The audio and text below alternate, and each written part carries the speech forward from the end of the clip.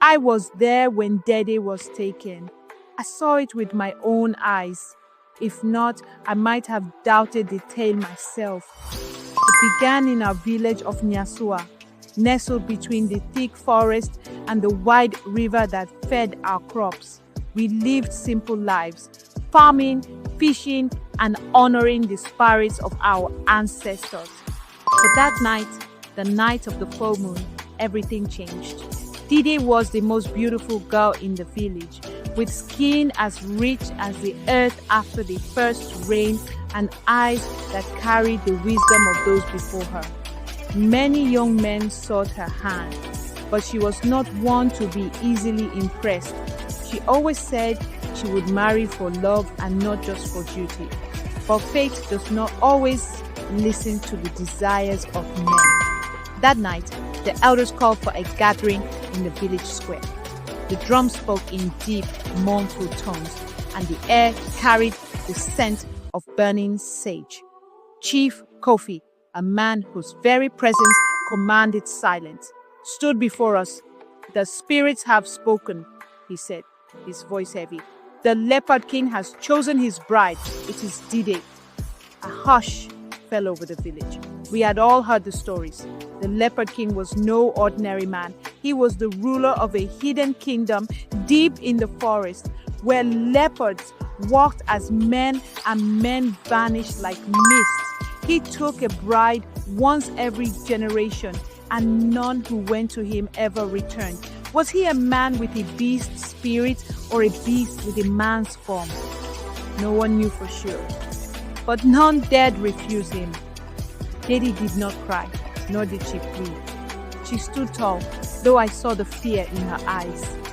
"If it is the will of the spirits," she said, "then I will go." The women wailed, and her mother clung to her, but the decision was final. That night, as the full moon bathed the village in silver light, the Leopard King's emissaries arrived.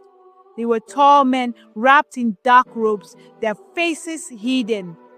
They led Dede away into the forest, and we did not see her again. Time passed, but my heart would not let me forget. I had known Dede since we were children. I could not accept that she was gone forever. So, against the warnings of my father and the elders, I followed the path they had taken. The forest was alive in ways I had never known. The trees whispered secrets in the wind, and unseen eyes watched me from the shadows. I walked for what felt like days until I reached a hidden village, unlike any I had seen before. The huts were built into the trees, their roofs woven with golden leaves. At the center stood a great palace, its doors carved with the images of leopards in mid-leap. I knew then that I had found the kingdom of the Leopard King. Steeling my nerves, I crept closer. I peered through an open window, and what I saw made my breath catch in my throat. There, seated on a throne of ivory, was the Leopard King. By day, he was a man, tall, powerful, with piercing golden eyes. But as the sun began to set, his body twisted and shifted. His hands became paws. His skin rippled with rosettes. And within moments, he was a great leopard, his eyes still carrying the soul of a king. Dede sat beside him, untouched, unharmed. She was not a prisoner, nor did she appear afraid. Instead, she looked upon the beast with an expression I could not understand. It was then that I heard her voice. "I know you are there, Kwame."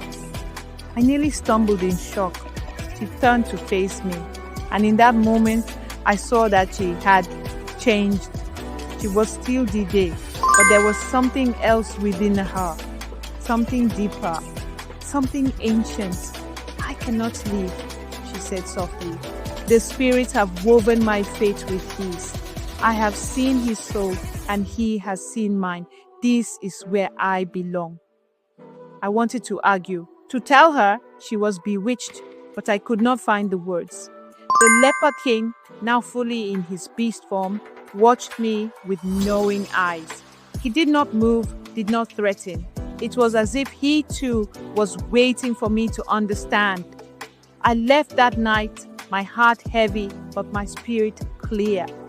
When I returned to Nyasoa, I told the people what I had seen, but few believed me.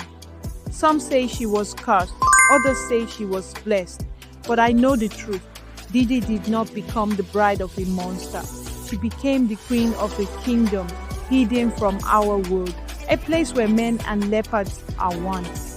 And though she never returned, when the full moon rises over Nyasoa, I sometimes hear the sound of laughter carried by the wind.